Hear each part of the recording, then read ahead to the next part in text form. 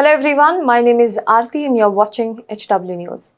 There is a saying in Hindi that goes, Diye tale andhera, which means darkness under the lamp. The idiom conveys the irony. A lamp that lights up the surroundings cannot help the darkness under it. The BJP came to power in the country promising to rid the country of corruption. The BJP leaders stalled the parliament, jammed the streets and questioned the then UPA government over corruption allegations. After coming to power in 2014, Prime Minister Modi claimed that BJP ended corruption and middleman culture in India. But is it really so? Just look at the state of Karnataka. The revelations coming from the state not just taint the no corruption image of the BJP government, but totally tears it. The state, which was few days ago, was in news for controversy over hijab, halal, attacks on the Muslim small-time vendors, has been in the news again.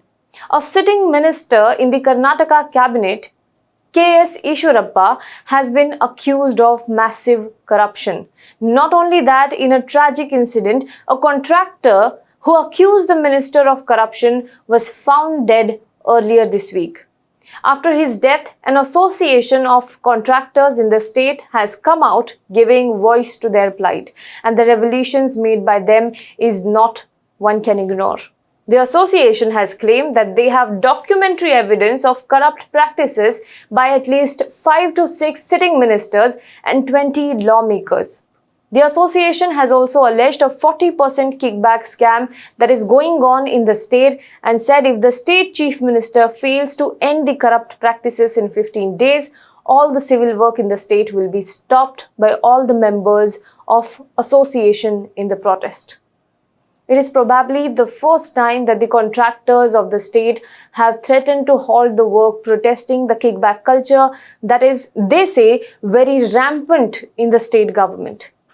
So what is this 40% kickback scam all about and how the death of a contractor exposed it? Let us discuss this in today's video. But before that, we have a request for all of you, our audience. Speaking truth and not towing the line of those in power comes with a cost. For the last few weeks, we have faced strange strikes on our YouTube channels, which has limited our reach. Now, HW News Hindi channel has also been restricted from uploading any video for the next 7 days. We in the digital media do not have big advertisers or the government advertisement to earn money, which is what keeps our journalism essentially independent and independent of any kind of influence. But to survive, we need your support. Subscribe to our channel, like our videos, share it. And if you want to contribute beyond that, then you can visit our website www.hwnews.in/support. You will find different subscription options here. You can choose the plan that fits your budget and support us, because your contribution will go long way in ensuring that free and fair media like us survive to tell the truth. Now let us get to today's topic. It starts with the story of Santosh Patil. Santhosh, a devout BJP worker and also a contractor hailing from Belgavi, was found dead on April 12th. His body was found in a lodge in Udupi. He had accused the Rural Development and Panchayat Raj Minister K.S. Eshwarappa of corruption. According to the local police, the contractor Santosh Patil arrived in Udupi along with a couple of his friends on April 11th night. They took 2 rooms in Shambhavi lodge. While his friends were in one room, Santosh Patil was in the other. On April 12th morning, the 2 friends, Santosh and Prashant, knocked on the door of Patil's room but did not get any response. They returned an hour later to the room and once again they tried to knock on the door. When they did not get any kind of response, they summoned the staff of the lodge who opened the door. They found the body of Santosh Patil. The police said the death was due to consumption of a poisonous substance. Santosh died by suicide. Why did he do so? What was going on in his mind? Was he tormented? Was he troubled? Was he harassed? Before consuming poison, Santosh had sent one last message to all of his friends in Belgavi. In the message on April 11th, he said that he had decided to end his life and said that Minister Eshwarappa is directly responsible for his death and that the minister should be punished. According to the police, he wrote in the message, and I quote, "I am going on a journey of no return. I have taken this decision after suppressing all my wants and all my desires. I have brought some friends with me after lying to them that we are going on a picnic, but they are not responsible for my death." He further says, and I quote, "I thank all my friends. I also thank the journalist for highlighting my problems." He also urged the Prime Minister Narendra Modi and former Chief Minister B.S. Yedurappa to protect his wife and child. He writes in the message, according to the police, that I request Mr. Yedurappa, a senior leader of the Lingayat community, and anyone who can help my family to help them out.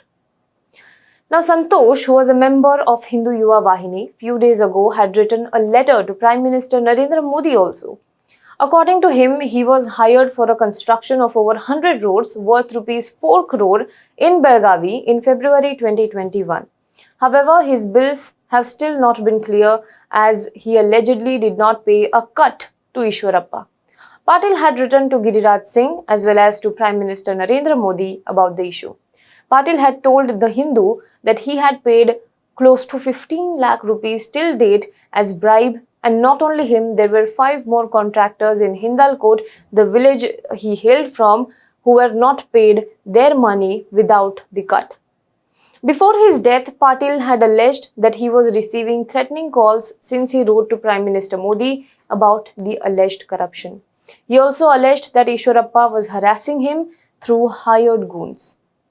Now, all of this corruption allegation, the letter to Prime Minister, this was around last week of March. And within a month, Santosh Patil is dead. The family members of Santhosh, who are yet to come to terms with the reality, have demanded the immediate arrest of K.S. Eshwarappa and blamed his corrupt ways for the death of Santhosh. The family has also refused to carry out the last rites of Santhosh till Eshwarappa is arrested. Prashant Patil, Santosh's elder brother, said that the minister wanted bribes to settle the bills. Even an appeal to Prime Minister Narendra Modi did not help us. He said that Santosh must have visited New Delhi and Bangalore several hundred times. He said, and I quote, "We are shocked that a dedicated BJP worker did not get justice in the BJP government." His wife, Jayashree Patil, told the media, and I quote once again, he, that is Santosh, was a big fan of Prime Minister Modi. He was very confident that Prime Minister Modi would help him out. But he was disappointed to find that PM's office forgot about the letter after forwarding it to the state government. She said, "My husband campaigned for the BJP not only in Karnataka but also in Uttar Pradesh.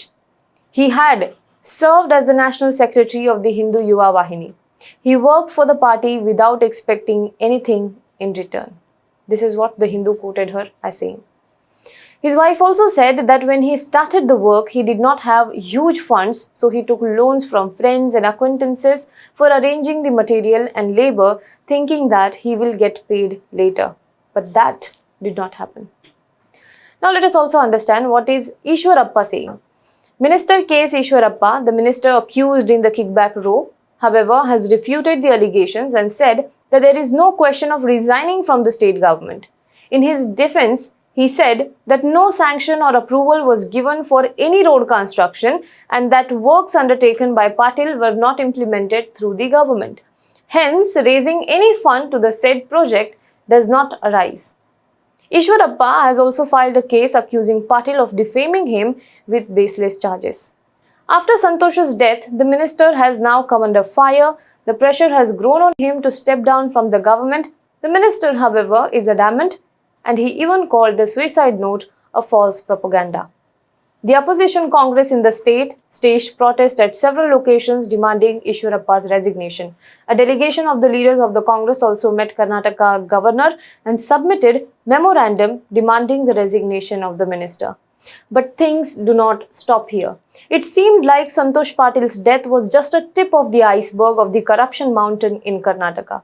A day after his death, the Karnataka State Contractors Association has made a shocking revelation saying that it will release documents to show corruption by 5 to 6 ministers and 20 lawmakers if Chief Minister Basavaraj Bommai fails to end the kickbacks within 15 days. The president of the association, Kempanna, said that the association in July 2021 had written to Prime Minister Narendra Modi complaining that contractors were forced to pay a 40% cut in the civil works, which has triggered a political storm. But there wasn't any significant action then. He said that contractors are facing threats from politicians. Kempanna said the Health and Family Welfare Department was the most corrupt. He said in the press conference, and I quote, "There is massive corruption in the Department of Irrigation, Public Works, Rural Development and Panchayat Raj and the BBMP." He went on to claim that this is the most corrupt government. "We met the Chief Minister 4 to 5 times. We have never seen a Chief Minister like this who remains silent despite these complaints." On the death of Santosh Patil, he said that after writing to Prime Minister Modi, Santhosh feared for his life and never stayed in one place. The BJP wrested power in Karnataka in 2019 with the help of defecting MLAs a year after Congress and JDS government took to power. What Kempanna has said is serious. Have the ministers been involved in the 40% cut money scam? If so, these are very serious graft allegations. There should be independent inquiry into the matter. Hundreds, thousands of people follow Honorable Prime Minister's vision and work for BJP. Then why didn't Prime Minister Modi take serious note of Santosh's letter? BJP, which demanded resignation from UPA ministers the moment graft allegations surfaced against them, and rightly so, now a minister belonging to the party refuses to step down even after a contractor has died, naming him in the suicide note and accusing him of corruption. Will those who said, "Ab ki baar corruption pe waar," at least now, wake up and act? Do let us know what you think about this in the comment box below. For more news and updates, you can log on to www.hwnews.in. Also, if you like the videos that we do, then please do subscribe to our YouTube channel, like this video and comment below it. And if you like the content that I bring to you, then please do follow me on my Twitter handle @ARTI_GHARGI. That is @Arti_Ghargi. Thank you so much.